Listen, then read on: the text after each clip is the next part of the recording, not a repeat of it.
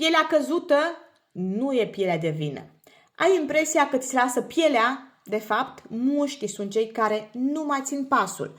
Femeia crede că îmbătrânirea vine doar din piele și se concentrează pe creme, sieruri și mai știu eu ce. Draga mea, este extrem de important, profunzimea. Sub această îmbrăcăminte numită piele nu mai avem altceva.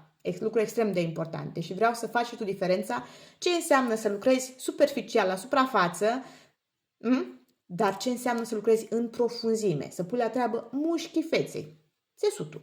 Extrem de important să antrenezi, așa cum mergi la sală în modul constant și antrenezi mușchii corpului, și mușchii feței au nevoie de mișcare, de antrenament, pentru că fără susținere musculară, pielea nu are pe ce să stea. Și te aștept alături de mine la Reset de toamnă să descoperi și tu tehnici simple de activare pentru pomeți și pentru conturul mandibular cu rezultate ușor vizibile, chiar în timp real, adică vom practica împreună și diferența o vei face tu. Eu doar te voi ghida, magie pe chipul tău o vei face tu. Vreau să înțelegi cum se lucrează cu fața de la interior în Reset de toamnă. Începem pe 22 octombrie, timp de 3 seri, practicăm împreună.